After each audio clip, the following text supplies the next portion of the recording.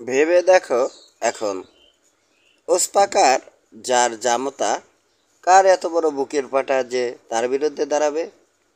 এ ব্যাপারে এখনই বলতে পারছি না কিছু। তোমাকে পুরোপুরি বিশ্বাস করাও কঠিন। মনে হচ্ছে এর পেছনে তোমার কোনো দুর্বিসন্ধি আছে। ওসপাকার যেমন অশুভ, তেমনি বিভৎস। গাদ্রাদা যখন অন্য কাউকে পছন্দ করে, তখন তাকে ওসপাকারের হাতে তুলে দেয়া লজ্জার বিষয়। গাদ্রাদাকে লালন পালনের শপথ নিয়েছি আমি। এরিক অতটা ধনী না হলেও তার বংশ গৌরব আছে। সর্বোপরি মানুষ হিসেবে তার তুলনা হয় না। সে যদি গাদ্রাদাকে গ্রহণ করে, পরিবারের জন্য তার সৌভাগ্য বয়ে আনবে। আসমন্ডু, যারা সবসময় তোমার উপকারের কথা ভাবে, তাদের অবিশ্বাস করা তোমার বহুদিনের বদ অভ্যেস।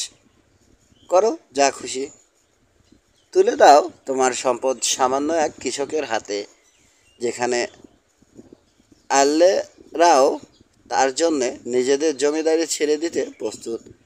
তারপর অনুতাপ করো সারা জীবন ধরে। যদি বেশি মেলামেশার সুযোগ পায় এরিক আর গাদ্রাদা, ঘটনা কিন্তু শিগগিরই ঘটবে। উষ্ণ রক্ত বেশিক্ষণ অপেক্ষা করতে জানে না। এখন হয় গাদ্রাদার বাগদান সম্পন্ন করো, নয়তো বিদায় করো এরিককে।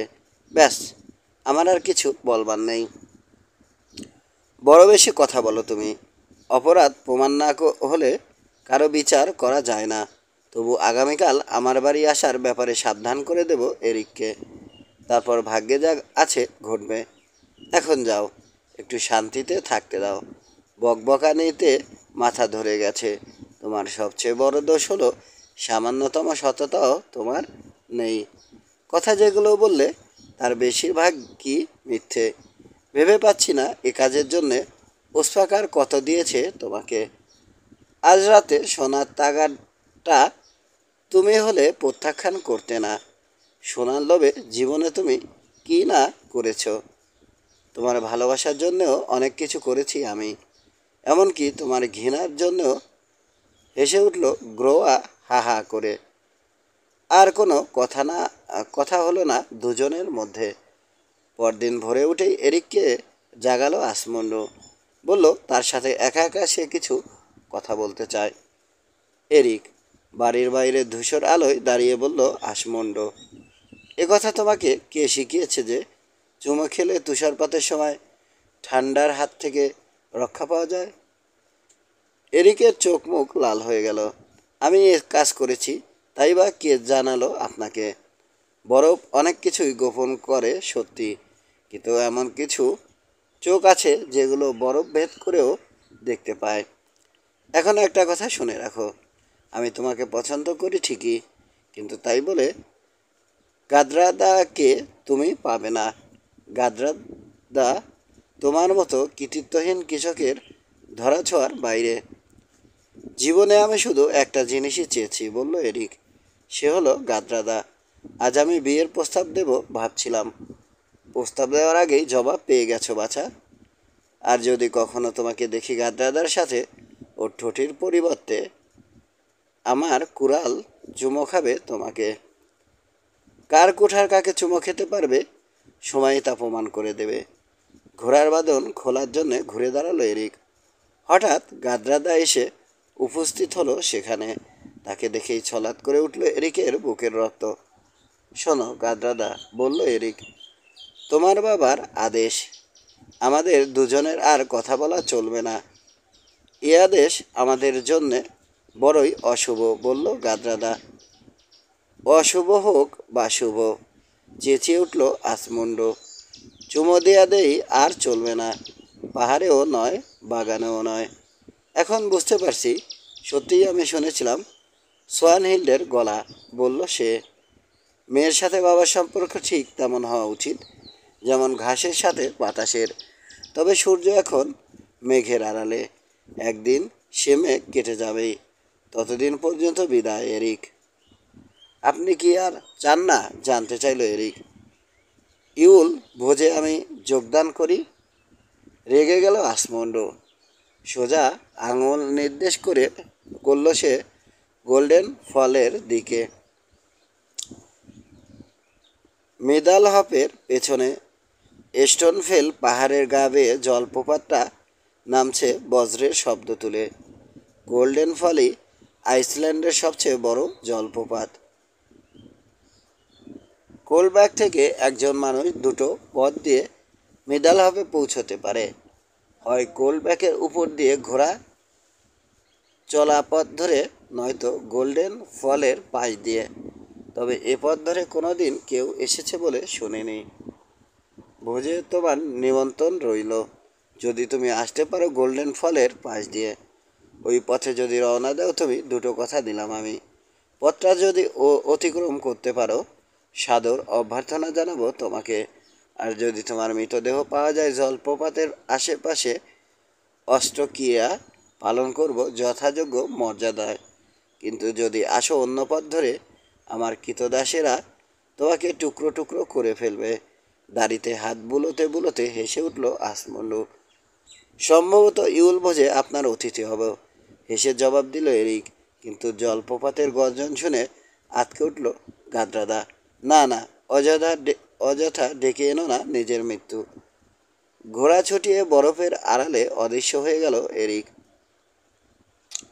ওদিকে দুর্গম পথ পেরিয়ে অবশেষে কোল এসে হাজির হলো উত্তরের সয়েন ফেলে। এখানেই বাস করে ওসপাকার ব্ল্যাকটুথ। বিরাট একটা হলঘর রয়েছে তার, যেখানে একসাথে খেতে পারে 100টা মানুষ। কোল যখন হলঘরে ঢুকলো, ওসপাকার তখন খাচ্ছিল।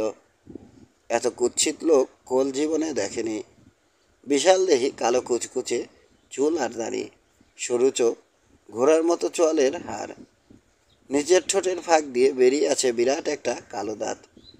পরনে তার লাল রোব, হাঁটুর উপরে রাখা প্রিয় তরবারি হোয়াইট ফায়ার। প্রমাদ গুনল কোল। লোকটাকে তার মনে হলো অশুভ একটা দৈত্য। কোলকে কয়েক মুহূর্ত দেখলো ওসপাকার, তারপর কথা বলে উঠল গুরুগম্ভীর কণ্ঠে। এই লাল শিয়ালটা আবার কে? শিয়ালের সাথে সত্যিই অনেকখানি মিল রয়েছে কোলের। আমার নাম হাবা কোল, জবাব দিল সে। গুরুয়ার কৃতদাস। আমি কি এখানে স্বাগত প্রভু? হ্যাঁ, কিন্তু তোকে সবাই হাবা বলে কেন? বেশি কাজ করতে চাই না বলে। তাহলে তো আমার কৃতদাসগুলো তোর বন্ধু। এবার বল, কোন উদ্দেশ্যে এসেছিস সেখানে? দক্ষিণে সবাই বলা বলি করছে আইসল্যান্ডের সবচেয়ে সুন্দরী মেয়ের খোঁজ দিলে আপনি তাকে ভালো একটা উপহার দেবেন। তাই তো কদিনের ছুটি নিয়ে চলে এলাম প্রভু। মিথ্যে শুনেছিস, তবে সুন্দরী মেয়েদের কথা শুনতে আমি বরাবরই আগ্রহী। বিয়েও করতে রাজি আছি তাদের কাউকে, যদি সে সত্যিকারের সুন্দরী হয়। এখন বল, কে সেই সুন্দরী? কিন্তু সাবধান, যদি মিথ্যে বলিস, যেটুকু বুদ্ধি অবশিষ্ট আছে সেটুকু বের করে নেব খুলির ভেতর থেকে। গাদরাদার গভীর কালো চোখ, শুভ ত্বক, সোনালি চুল আর বুদ্ধির প্রখরতার বর্ণনা দিতে লাগলো কোল। শুনতে শুনতে অপূর্ব সেই সুন্দরীকে দেখার জন্য অধীর হয়ে উঠল ওসপাকার।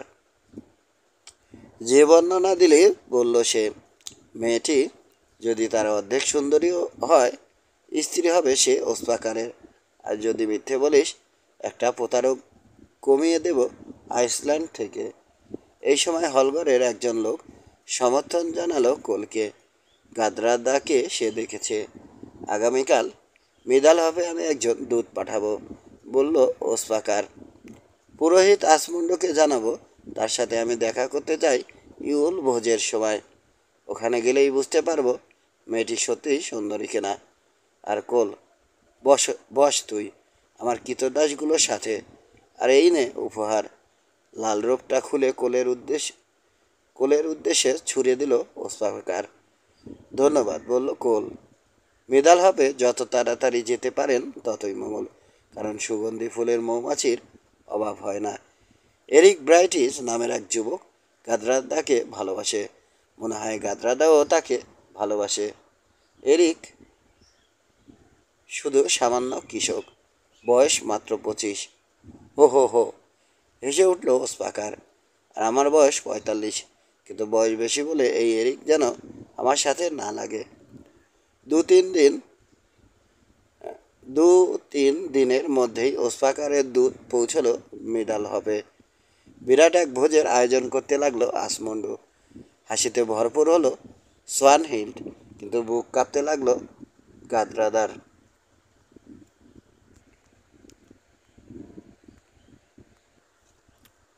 4 ইউল ভোজের আগের দিন ওসপাকার এলো মিডাল হবে। পরনে তার বহুমূল্য পোশাক, শাস্ত্রীর 2 পুত্র গিজার আর মোর্ড।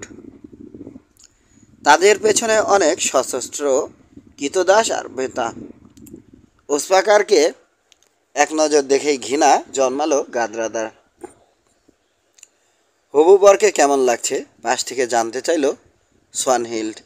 দত্তের মতো, যত চেষ্টাই করুক আমাকেও পাবে না, তার চেয়ে বরং ডুবে মরব গোল্ডেন ফলে, সে দেখা যাবে, বলল সোয়ানহিল্ড। লোকটা যেমন ধনী তেমনি শক্তিশালী, এরিকও তার সাথে কুলিয়ে উঠতে পারবে না। সে ব্যাপারে কিছু বলা যায় না, বলল গাদ্রাদা। তাছাড়া সেটা জানারও কোনো উপায় নেই। এরিক নাকি আসবে গোল্ডেন ফলের পাশ দিয়ে? না, ওই পথে আসা মানুষের পক্ষে অসম্ভব। তাহলে এরিক মরবে, কারণ ঝুঁকিটা সে নেবেই। গাদ্রাদার বুকটা মোচড় দিয়ে উঠল। যদি এরিক মরে তার জন্য সম্পূর্ণ দায়ী হবে তুমি আর তোমার মা। কি ক্ষতি করেছি আমি তোমাদের যে এমন করবে তোমরা? মুখটা সাদা হয়ে গেল সোয়ানহিল্ডের। সোজাসুজি চাইল সে গাদ্রাদার মুখের দিকে। কি ক্ষতি করেছ? শোনো তাহলে। তোমার সৌন্দর্য আমার কাছ থেকে কেড়ে নিয়েছে এরিককে। এরিক তোমাকে ভালোবাসে না সোয়ানহিল্ড, তুমি আমার সর্বনাশ করেছ, তাই ঘৃণা করি আমি তোমাকে। তুমি কি ভেবেছ এই সর্বনাশ আমি সেফ তাকিয়ে তাকিয়ে দেখব? না, কখনোই না। যাকে তুমি ঘৃণা করো সেই ওসপাকারের হাতে তোমাকে তুলে না দেওয়া পর্যন্ত আমার শান্তি নেই। একজন কুমারের মুখে এসব কথা শোভা পায় না সোয়ানহিল্ড। তবে আজ থেকে জেনে রাখো, তোমাকে আমি ভয় পাই না, পাবো না কোনো দিন। আর ভালোবাসার এই প্রতিদ্বন্দ্বিতায় আমি জিতি কিংবা তুমি, শেষমেশ বিরাট এক অপমানের বোঝা বইতে হবে তোমাকে। তোমার নাম লোকে মুখে নেবে ঘৃণার সাথে। এটাও জেনে রাখো, এরিক তোমাকে ঘৃণা করে। দিনে দিনে সে ঘৃণা বাড়বে, বই কমবে না। যাই হোক, আজ পেলাম তোমার প্রকৃত পরিচয়। প্রচণ্ড ঘৃণা মুখে ফুটিয়ে তুলে সে স্থান ত্যাগ করল গাদ্রাদা। এগিয়ে গিয়ে ওসপাকারকে অভ্যর্থনা করে হলঘরে নিয়ে এলো আসমুন্ডু, বসালো তার পাশে।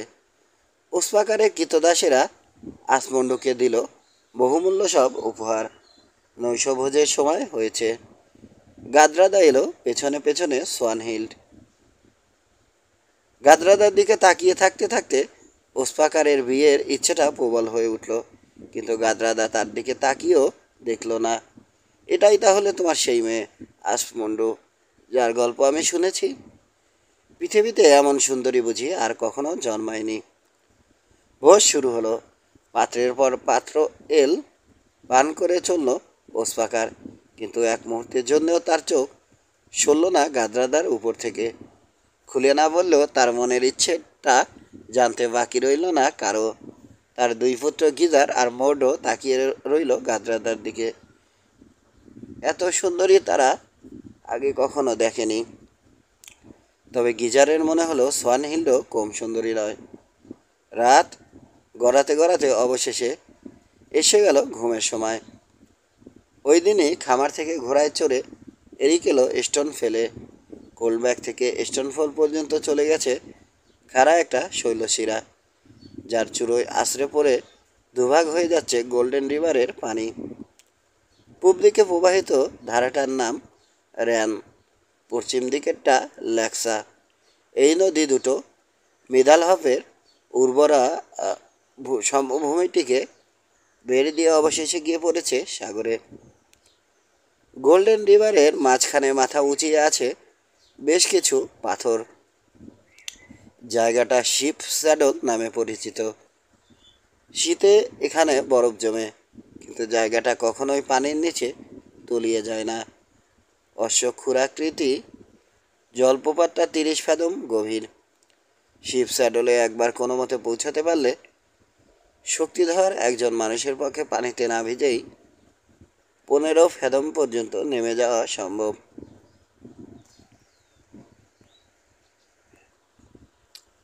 15 ফেদম নিচে শিপ স্যাডলের পাদদেশ। এখানেই দ্বিমুখী দুটো ধারা মিলিত হয়ে ঝরে পড়ছে নিচে। দুটো ধারা ঠিক যেখানটায় একত্রিত হয়েছে সেখান থেকে 3 ফেদম দূরে পানির সামান্য নিচেই রয়েছে টেবিলের সমান একটা পাথর। একবার সেখানে পৌঁছতে পারলে বিরাট এক লাফে 12 ফেদম দূরের পানিতে গিয়ে পড়া সম্ভব। কিন্তু সেখান থেকে তীব্র স্রোত ঠেলে তীরে ওঠা সম্ভব কিনা তাই একমাত্র ভবিতব্যই জানে। টেবিলের সমান সেই পাথরটার নাম উলফ ফ্যাং। দীর্ঘক্ষণ খুঁটিয়ে খুঁটিয়ে জায়গাটা পর্যবেক্ষণ করলো এরিক। তারপর পাহাড়ের আরও খানিকটা উপরে উঠে থামলো আবার। শিপ স্যাডলে যেতে হলে রওনা দিতে হবে এখান থেকেই। এই ধরনের কাজ মানুষের পক্ষে প্রায় অসম্ভব, তবু চেষ্টা আমি করবই, অবশেষে বলল সে বিড়বিড় করে। যদি বেঁচে যাই আমার নাম ফিরবে মানুষের মুখে মুখে, আর যদি মরি সেও ভালো, অবসান হবে সমস্ত যন্ত্রণার। সন্ধ্যায় বাড়ি ফিরে বসে রইল সে চুপচাপ। তার মা সেবুনা এখন আর চোখে ভালো দেখতে পায় না। কিরে এরিক, অমন চুপচাপ বসে আছিস কেন বাবা? মাংসটা ভালো লাগেনি বুঝি? হ্যাঁ মা, মানে মাংসের রান্নাটা ভালোই হয়েছে, তবে আর একটু সেদ্ধ করতে হতো। হ্যাঁ মা, মানে মাংসের রান্নাটা ভালোই হয়েছে, তবে আর একটু সেদ্ধ করতে হতো। ও, এতক্ষণে বুঝলাম, সত্যিই কিছু একটা হয়েছে তোর। আজ তো মাংসই ছিল না রে, ছিল মাছ। ভালো মন্দের আসছে ভালো মন্দের প্রশ্ন আসছে কোত্থেকে? এমন অবস্থা মানুষের হয় চরম দুর্দশায় কিংবা গভীর ভালোবাসায়, তাই বুঝি? বলল ব্রাইটিস। কি হয়েছে রে, সত্যি করে বল। মিষ্টি সেই মেয়েটি? হ্যাঁ, ওরকমই কিছু একটা মা। এরিক, সব খুলে বলো বাবা। তাহলে শোনো, আগামীকাল যাব গোল্ডেন ফলের পাশ দিয়ে, কিন্তু শিপ স্যাডল থেকে উলফ ফ্যাং পৌঁছার পরও বেঁচে থাকা কিভাবে সম্ভব বুঝতে পারছি না। এখন দয়া করে মুখটা একটু বন্ধ রাখো তো মা, বকবক করে মাথা খেয়ে ফেলো না। এমনিতেই আমার বুদ্ধি খুব দ্রুত খেলতে চায় না। এরিককে এই পাগলামি বাদ দিতে বলল সেবনা, কিন্তু এরিক শুনল না। মনস্থির করতে তার দেরি হয় বটে, কিন্তু একবার করলে আর নড়চড় হয় না। এরপর সেবনা যখন জানতে পারল যে সে গাদ্রাদার দেখা পাবার জন্য জীবনের ঝুঁকি নিতে চলেছে এরিক, রেগে আগুন হয়ে অভিশাপ দিল সে গাদ্রাদাকে। পুরো ঘটনাটা তোমার জানা নেই যখন, এসব কথা বলা তোমার পক্ষে স্বাভাবিক মা। তবু গাদ্রাদাকে অভিশাপ দিও না, ওর কোনো দোষ নেই, তুই অকৃতজ্ঞ। বলল সেবনা, একটি মেয়ের সাথে কথা বলার আশায় মাকে সন্তানহারা করতে চাস? এরিক বলল, আপাতত দৃষ্টিতে ব্যাপারটা তাই মনে হচ্ছে ঠিকই, কিন্তু ভাগ্য এখন তাকে নিয়ে খেলছে। সুতরাং যত কঠিনই হোক, চেষ্টা তাকে করতেই হবে। মাকে চুমো খেলো এরিক। কাঁদতে কাঁদতে শোবার ঘরের দিকে চলে গেল সেবনা। আজ ইউল ভোজ, প্রায় দুপুর, কিন্তু আকাশে সূর্যের কোনো চিহ্ন নেই। নিজের সবচেয়ে দামি পোশাকগুলো একটা থলেতে ভরে জন নামের এক কৃতদাসের হাতে মিদালহফে পাঠিয়ে দিল এরিক। বলল সে যেন পুরোহিত আসমন্ডকে জানায় দুপুরের 1 ঘন্টা পরেই এরিক ব্রাইটিস আসবে ইউল ভোজে যোগ দিতে। আসমন্ডু যেন তাকে অভ্যর্থনা জানাতে আসে গোল্ডেন ফলের কাছে।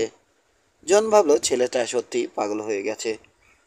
সূর্য হেসে উঠতেই শক্ত একটা রশি আর প্রয়োজনীয় জিনিসপত্র নিয়ে মাকে চুমো খেয়ে ঘোড়া ছোটালো এরিক।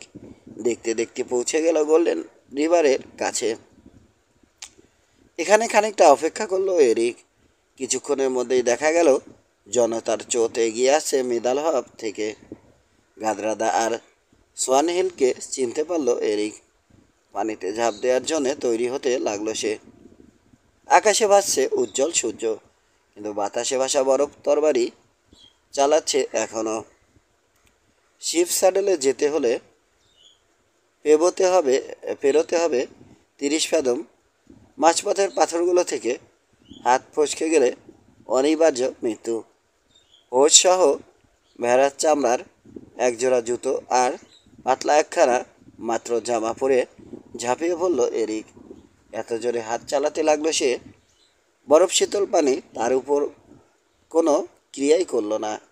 শিপ স্যাডলে পৌঁছে যখন হাঁপাতে লাগলো এরিক, হর্ষধ্বনি করে উঠল দর্শকেরা। এবারে নামার পালা। খাড়া পাথর বেয়ে নামতে হবে 15 ফেদম। নিচের দিকে যেই বুক শুকিয়ে গেল এরিকের, কিন্তু এখন আর পেছানো চলে না। শিপ স্যাডলের প্রান্ত দুহাতে আঁকড়ে ধরে শরীরের বার যখন এরিক নামিয়ে দিল নিচে, দম বন্ধ হয়ে আসতে চাইল সমস্ত দর্শকের। দুবার হাত পিছলে গেল, তবু শেষমেশ নিরাপদেই এরিক নেমে এলো যথাস্থানে।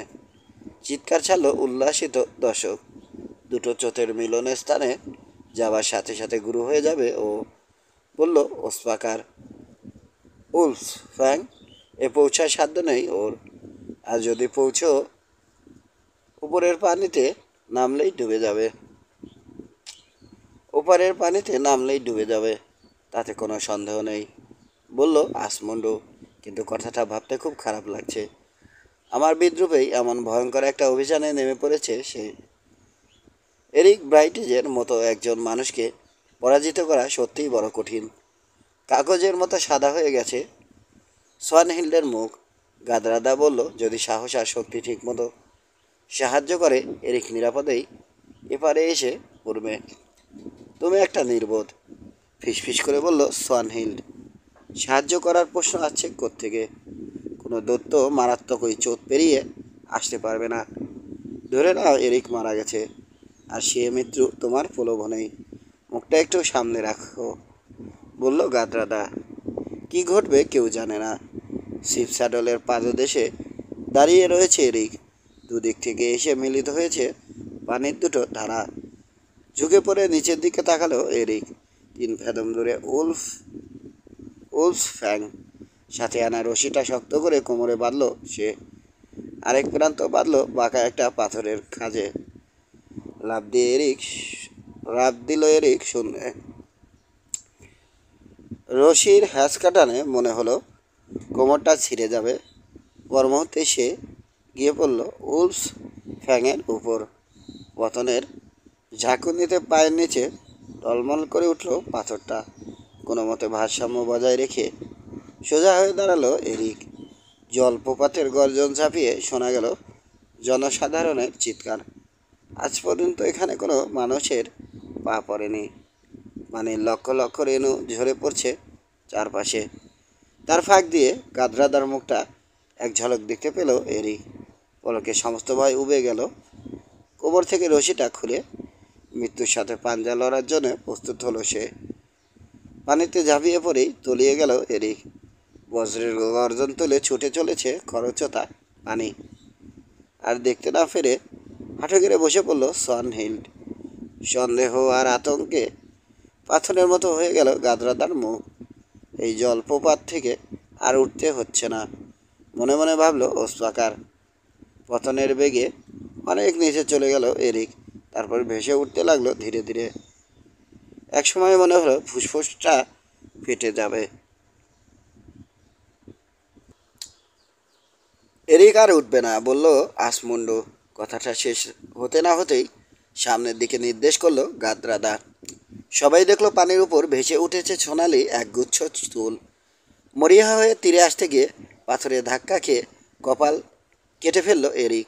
পর মুহূর্তেই খুঁজে পেল পায়ের তলার মাটি। একজন দুজন করে মানুষ জড়ো হতে লাগলো এরিকের কাছে। কারো মুখে কথা নেই, বিস্ময় সবাই অভিভূত। ভীষণ ক্লান্তিতে চোখ বুজে এসেছিল এরিকের। চোখ মেলতেই সামনে ভেসে উঠল গাদরাদা। ঝুঁকি নেয়া সার্থক হয়েছে মনে হলো তার। 5 আসমুন্ডুকে ঝুঁকে পড়তে দেখে এরিক বলল, এবার কি ইউল ভোজে আমাকে স্বাগত জানাবেন? তোমাকে নয়তো কাকে জানাবো, বলল আসমুন্ডু। তুমি অসীম সাহসী মানুষ, তবে কিছুটা হটকারী। আজ যে কাজটা করলে আইসল্যান্ডের মানুষ তোমার নাম করবে যুগ যুগ ধরে।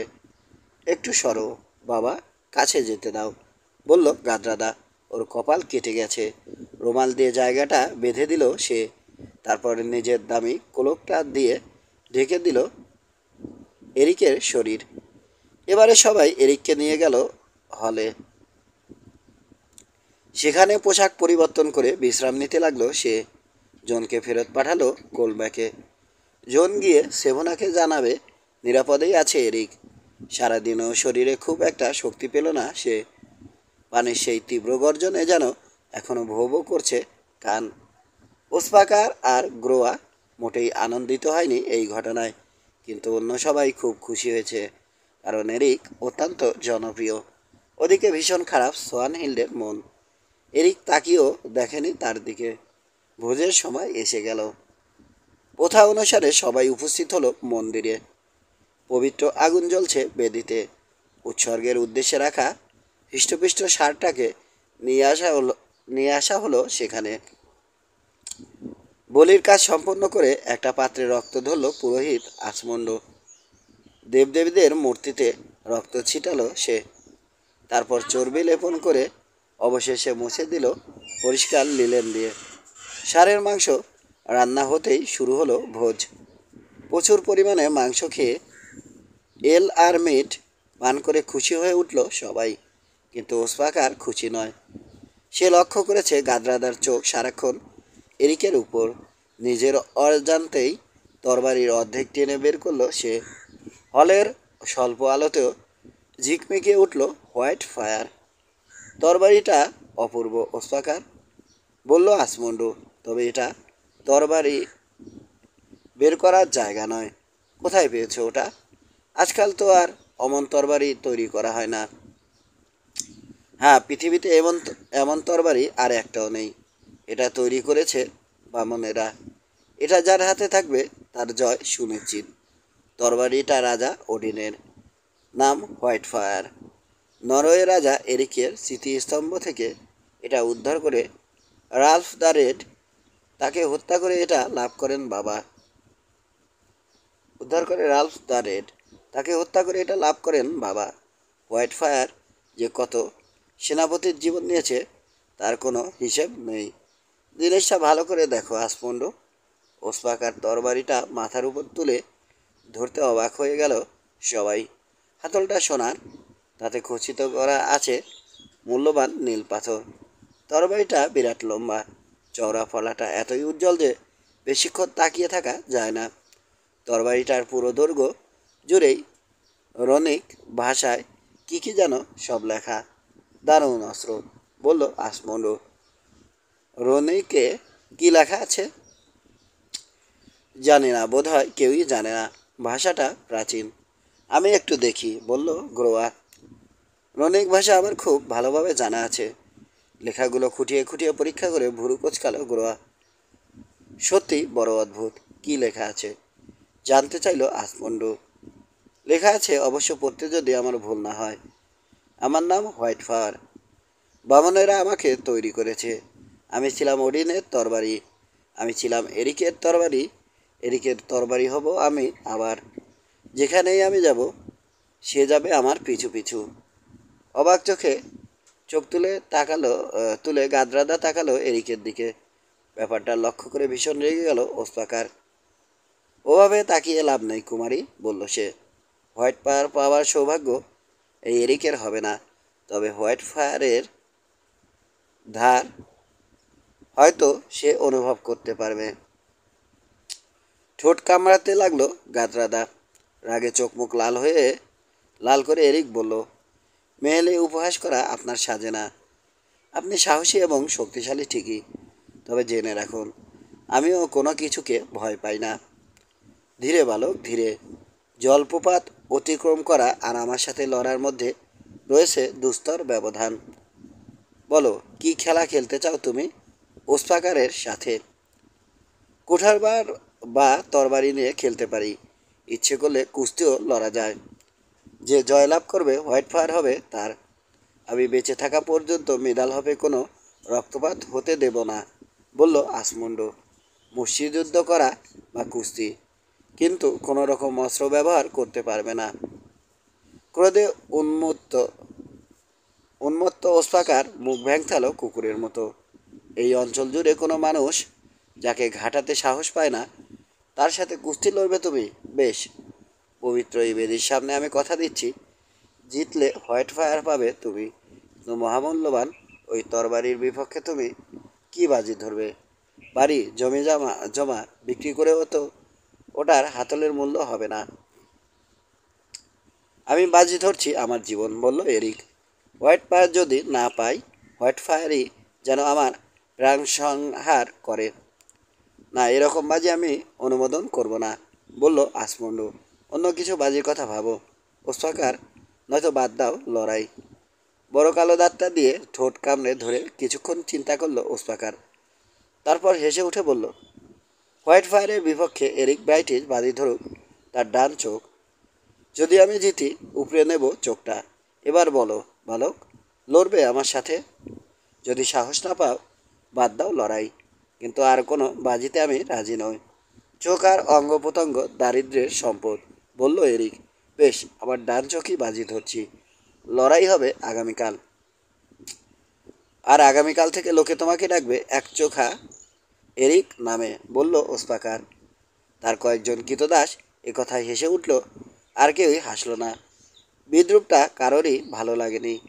এবারে আসমন্ডের দেওয়া পবিত্র মদ্যপানের সাথে সাথে শুরু হলো দেবদেবীদের উদ্দেশ্যে প্রার্থনা। সাফল্যের জন্য প্রার্থনা করা হলো ওডিনের কাছে, প্রাচুর্যের জন্য ফ্রের কাছে, শক্তির জন্য থরের কাছে, ভালোবাসার জন্য দেবী ফ্রেয়ার কাছে। সর্বশেষ প্রার্থনা আনন্দের দেবতা ব্রাগির উদ্দেশ্যে। নিজের পাত্র শেষ করে প্রথা অনুসারে আসমন্ড জানতে চাইল কারো কোনো শপথ করা আছে কিনা। বেশ কিছুক্ষণ কোনো জবাব দিল না কেউ। অবশেষে ধীরে ধীরে উঠে দাঁড়ালো এরিক ব্রাইটিশ। আমি একটা শপথ করতে চাই। করো, বলল আসমন্ড। হেকলার ওপাশে মোসফেল পাহাড়ে বাস করে অত্যাচারী একজন বেয়ার সার্ক, তার নাম স্কালা গ্রিম।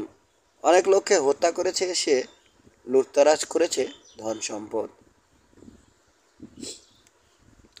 দক্ষিণে সবাই তার ভয়ে থরথর করে কাঁপে। তবু আমি শপথ করছি, বাঁচি বা মরি, লড়াই ওর সাথে করবই করব। হলুদ চুলো কুকুর বেয়ার সার্কের দু চোখের বিরুদ্ধে লড়তে হবে, তাহলে এক চোখ নিয়ে, বলল ওসফাকার। কেউই কান দিল না তার কথায়। বছরের পর বছর সবাই সয়ে এসেছে স্কালাগ্রিমের অত্যাচার, কিন্তু প্রতিবাদ করার সাহস পায়নি। বেদির সামনে গিয়ে এরিক আনুষ্ঠানিকভাবে শপথ করার সাথে সাথে চারপাশ থেকে ভেসে এলো উল্লসিত চিৎকার। আবার শুরু হলো ভোজ। একসময় দেখা গেল এরিক আর আসমন্ড ছাড়া মাতাল হয়ে গেছে সবাই। বিছানায় যাবার আগে হাত পায়ে সিলের চর্বি ডলল এরিক। গভীর একটা ঘুম দিয়ে উঠল খুব ভোরে। ঝর্ণা থেকে গোসল ছেড়ে ফেরার সময় দেখা হলো তার গাদরাদার সাথে। এখনো কেউ ওঠেনি, পাগলের মতো তাই চুমু খেতে লাগলো এরিক। চোখটা দেখছি তুমি সত্যিই হারাবে, এক পর্যায়ে বাধা দিয়ে বলে উঠল গাদরাদা। কারণ ওসফাকার সত্যিই একটা দত্ত। অবশ্য শক্তিতে তুমিও কম যাও না, আর চোখ একটা কমে গেল আমার ভালোবাসা কমবে না। ও এরিক, তুমি যখন ঝাঁপিয়ে পড়লে উলফ ফ্যাং থেকে, দম আমার প্রায় বন্ধ হয়ে গিয়েছিল। নিরাপদেই আমি উঠে এসেছি জলপ্রপাত থেকে। এমন একটা কাজের জন্যে চুমো আমার নিশ্চয় প্রাপ্য। আর ওসফাকার যতই শক্তিশালী হোক, একবার দু হাতে জড়িয়ে ধরতে পারলেই অবস্থা ওর খারাপ করে দেব। তরবারিটা আমাকে পেতেই হবে। এরিকের বুকে মাথা রেখে সোয়ানহিল্ডের সমস্ত কথা খুলে বলল গাদরাদা। সোয়ানহিল্ড আমার জন্যে নয় গাদরাদা, আমাকে মানায় শুধু তোমার সঙ্গে। সত্যি বলছো? সোয়ানহিল কিন্তু সুন্দরী এবং জ্ঞানী এবং শয়তানি বুদ্ধিতে পাকা। সোয়ানহিলকে ভালোবাসতে রাজি আছি, যদি তুমি ভালোবাসো ওসফাকারকে। ভালো শর্ত দিয়েছ। গাদ্রাদা হাসল। কুস্তির সময় সৌভাগ্য তোমার সহায় হোক। দ্রুত একটা চুমো দিয়ে চলে গেল সে। এরিক হলে ফিরে এসে বসে পড়ল ফায়ারপ্লেসের পাশে। এখনও সবাই গভীর ঘুমে আচ্ছন্ন। চুপি চুপি এলো সোয়ানহিল্ড। তুমি কৃতিত্বলোভী মানুষ, এরিক, বলল সে। গতকাল এমন এক পথ ধরে এলে তুমি, যে পথে কখনো কোনো মানুষ চলাচল করেনি। আজ তুমি কুস্তি লড়বে চোখ বাজি রেখে। তাতেও শান্তি হবে না তোমার। লড়তে যাবে স্কালা গ্রিমের বিপক্ষে। ঠিকই বলেছ, মাথা জাগালো এরিক। এমন একজন মেয়ের জন্যে এসব ঝুঁকি নিচ্ছ তুমি, যে অন্য মানুষের বাগদত্তা। এসবই আমি করেছি খাতির জন্যে, সোয়ানহিল্ড। তাছাড়া গাদ্রাদা কারো বাগদত্তাও নয়। আর একটা ইউলভোজ আসার আগেই গাদ্রাদা হবে ওসপাকার ব্ল্যাকটুথের স্ত্রী। সে দেখা যাবে। চুপচাপ চুপচাপ কিছুক্ষণ দাঁড়িয়ে থেকে সোয়ানহিল্ড বলল, সত্যি তুমি বোকা, এরিক। যে উন্মাদনা তোমাকে পেয়ে বসেছে, তা শেষ পর্যন্ত তোমাকে কিছুই দেবে না। তার চেয়ে হাতের কাছে যা পাচ্ছ তাই তুলে নাও না কেন? মোহিনী একটা হাসি দিল সে। সবাই তোমাকে বলে পিতৃহীনা, সোয়ানহিল্ড, জবাব দিল এরিক। তো আমার মনে হয় প্রতারণার দেবতা লোকি তোমার বাবা। কারণ শয়তানি বুদ্ধিতে তোমার কোনো জুড়ি নেই।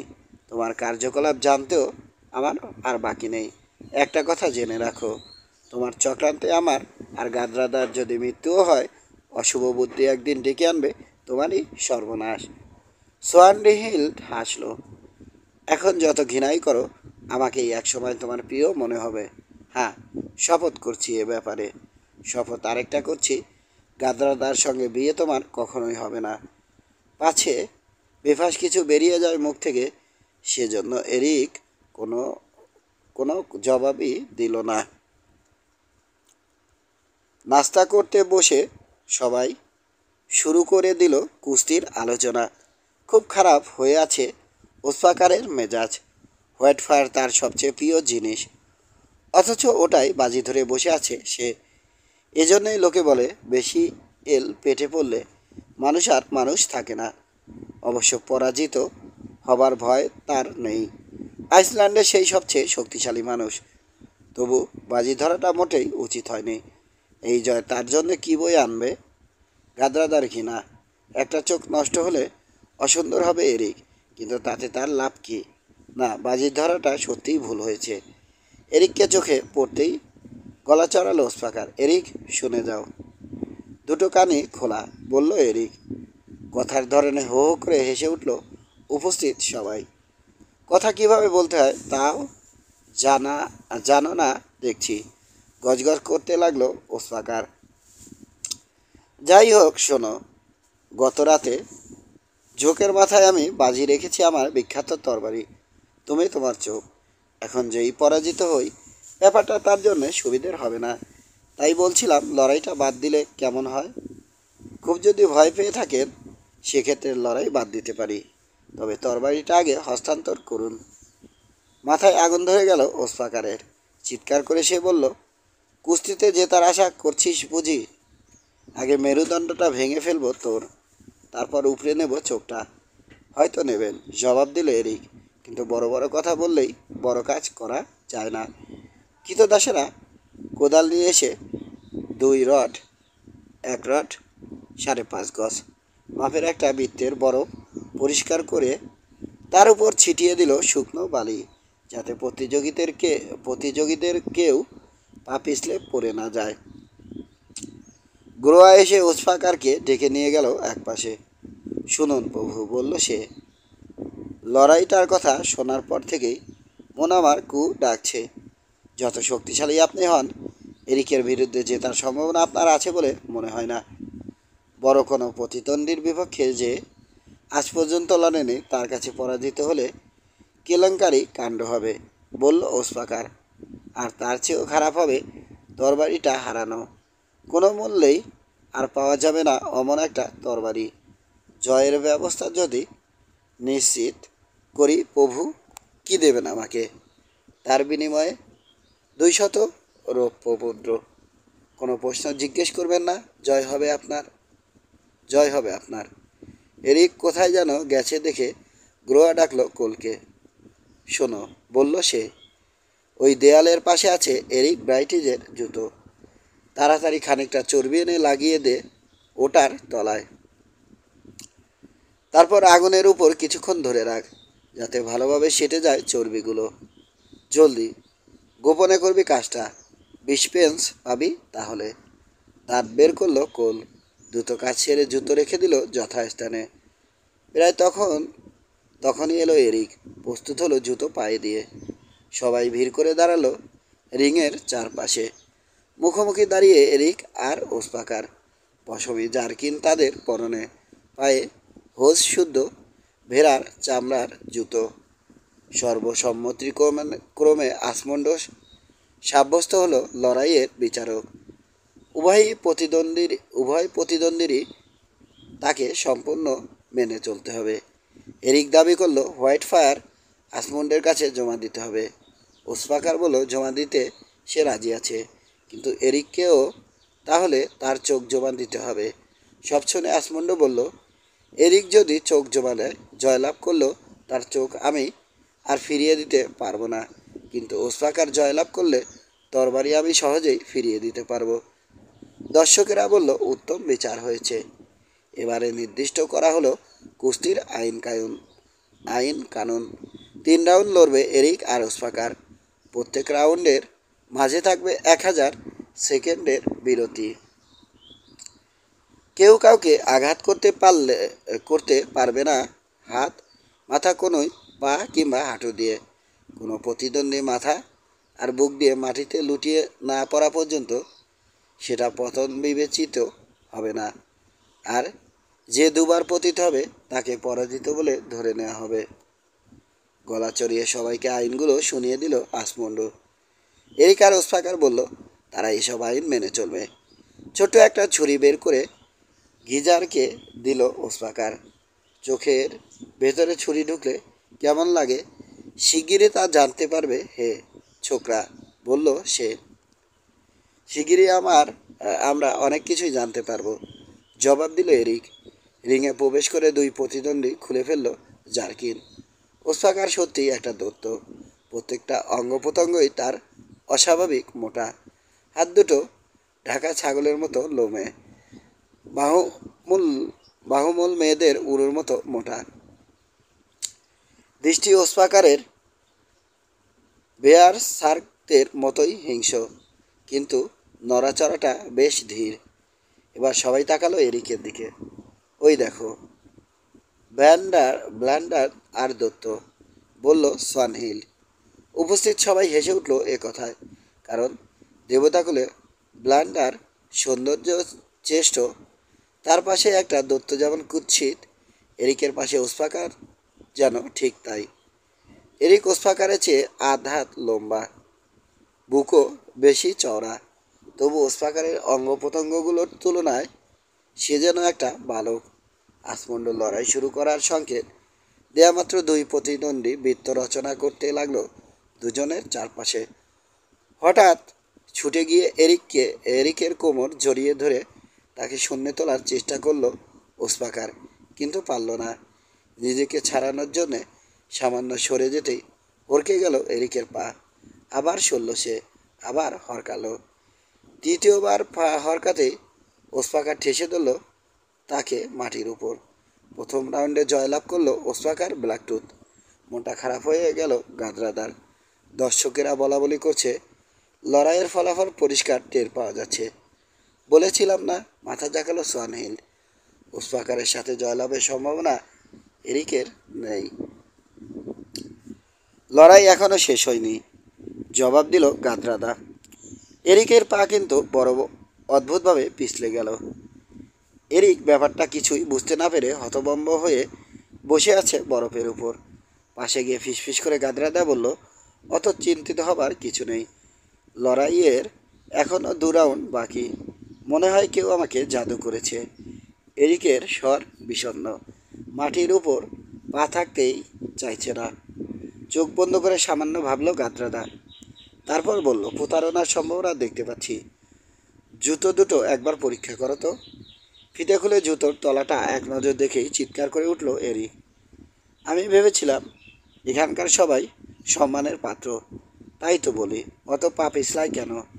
এই দেখো জুতোর তলায় চর্বি লাগিয়ে দেয়া হয়েছে। থরের নামে শপথ করে বলছি, এই কাজ যে করেছে তার গলাটা দুভাগ করে দেব। জুতো পরীক্ষা করে আসমন্ড বলল, ব্রাইটিস মিথ্যে বলেনি।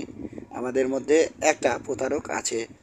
উসফাকার শয়তানি না করে থাকতে পারো না তুমি? পবিত্র বেদির নামে শপথ করছি, বলল ওসফাকার। আমি এসবের কিছুই জানি না। আমার লোকের মধ্যে যদি এ কাজ কেউ করে থাকে, মৃত্যু হবে তার দণ্ড। আমরাও শপথ করছি, চিৎকার ছাড়ল আর মোর্ট গিজার আর মোর্ট। কাজটা মেয়েলি।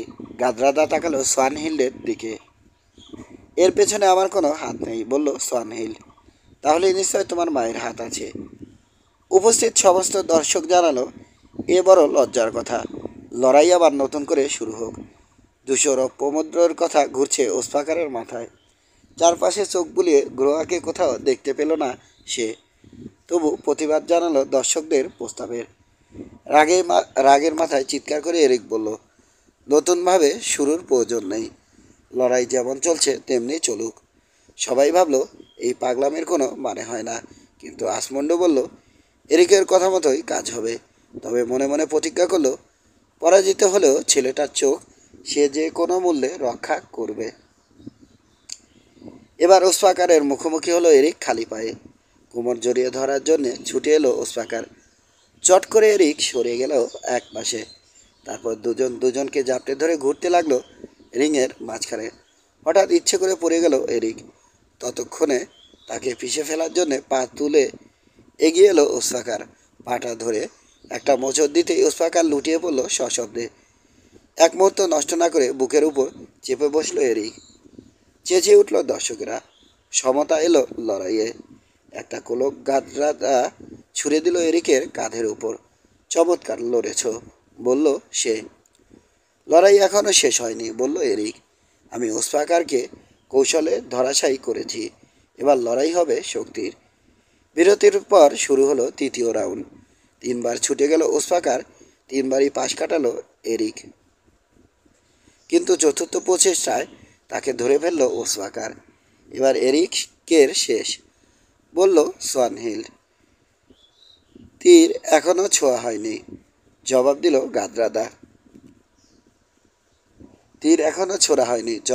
গাদরাদা।